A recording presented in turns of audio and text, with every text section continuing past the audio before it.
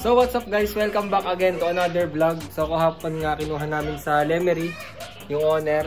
Yun, wait lang, papakita ko sa inyo. So yun nga pala guys, parang ako'y ahente. Tapos may nakabili na taga Tarlac. Yun, nag-close deal kami sa 300k.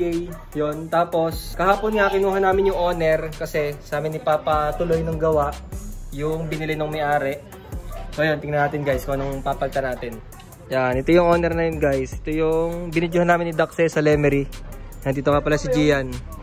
Suot niya yung ating classic. Luma na, pinang-araw-araw na ni G. Yan.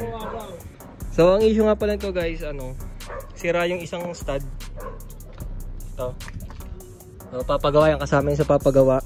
Tapos papagawan din daw to ng trapal. Tapos, di ko lang sure kung magpapalit siya ng mugs. Pero nire-recommend ko sa kanya itong bago kong project. Yan, kakalagay ko lang dito kanina ng top coat. Yan, tingnan nyo gano'ng kakintab yan. TE na yan. Yan. Tapos dun sa Recaro niya, hindi ko sure kung magpapalit pa siya. So ngayon nga guys, madumi nga to. Kasi nga kahapon itinakbo namin to ng umuulan. So wala nga siyang bubong, pero naglagay kami kahapon dito ng trapal. Ng ano tawag dito? Tolda. Yun, tolda.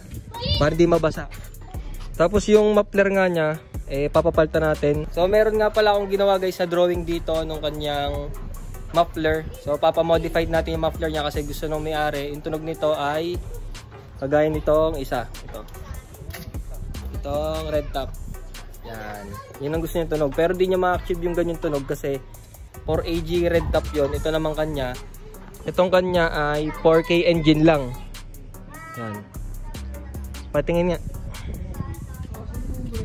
Sagad ng brake sa loob. Yan.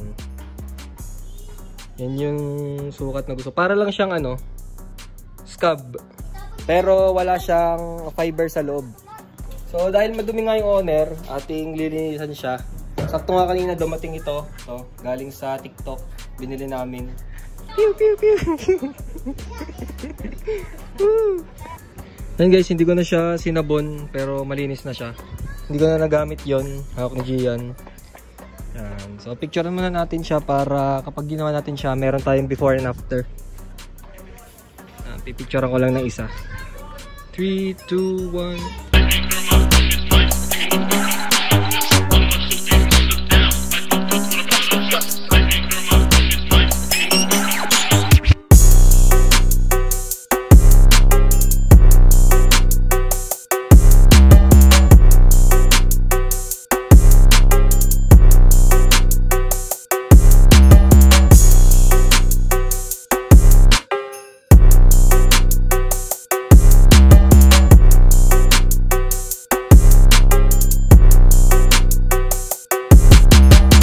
So yun nga guys, tapos na tayo maglinis ng owner natin.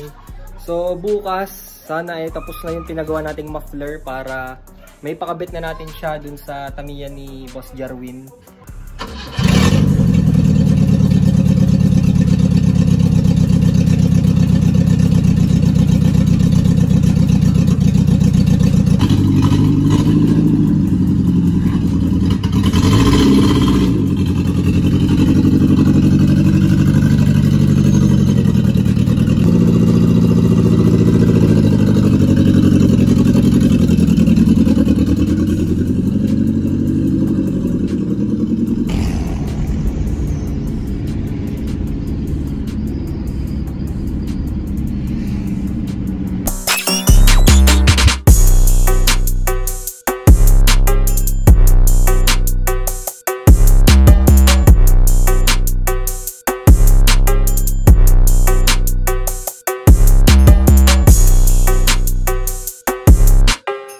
Yan guys, okay na yung ating headers. Ay, meron na pala.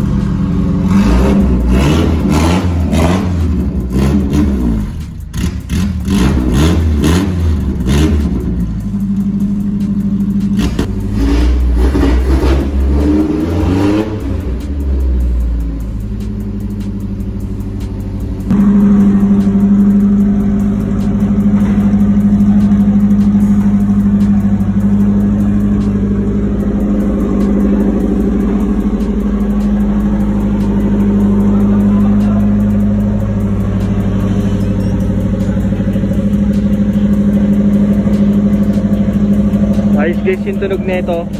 Hindi niya katunog yung black top, pero yung tambucho na nakakabit sa black top eh ganito din. Yan, pahinig na panig niyo naman guys. Yan, ibababa na.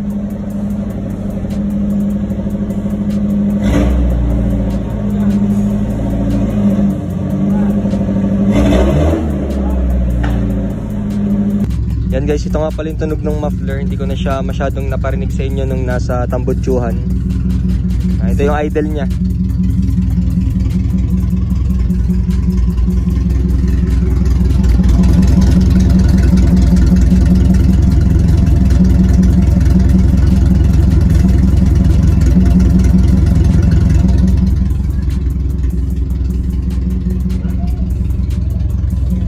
Testing natin, i-rev ng konti.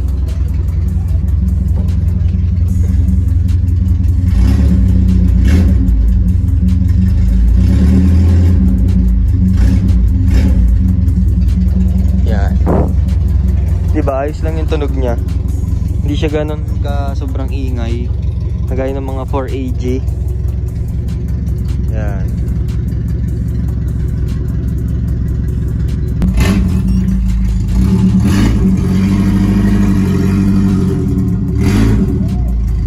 Maingay pala.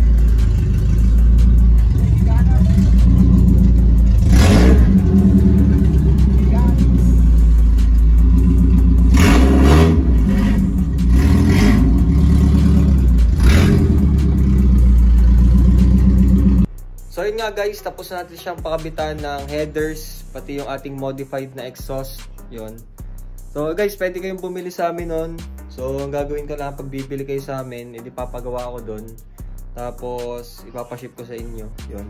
So sa mga gusto nga, pwede naman kayo mag-chat sa akin sa Facebook. Yan, Renwick James, yun yung pangalan ko sa Facebook. Tapos kapag nga pala guys, mag-chat kayo sa Facebook namin, hindi ako yung makakausap nyo dun ha. Ang daddy ko ang makakausap nyo dun. Kasi minsan nga, may nag-chat nga dun, akala akong kausap. Yun. Ang ginagawa ko lang kasi sa Facebook page namin, ako yung nagpo-post ng mga videos. Yun. So, update nga rin pala guys, meron tayong binebenta na owner. Yan, 135k. Negotiable pa siya. Yan, ito guys. Yan. Makikita nyo naman yun sa Facebook page namin. Yun. Pati sa mga mahilig nga pala mag-comment ng mga wala na makakwenta-kwentang bagay, huwag tayo mag-comment. Sabi ko naman sa inyo guys, na yun nga ay pabenta lang sa amin, di naman kami nag-build nun. Yun. So yun lang guys, so next nga na gagawin natin dun sa owner, i-deliver na natin siya bukas, Sunday, August 18, yun. August 17 pala. So yun guys, so hanggang dito na lang muna. So bukas ko siya i-full review. So, thank you for watching. Don't forget to like, comment, share, and subscribe.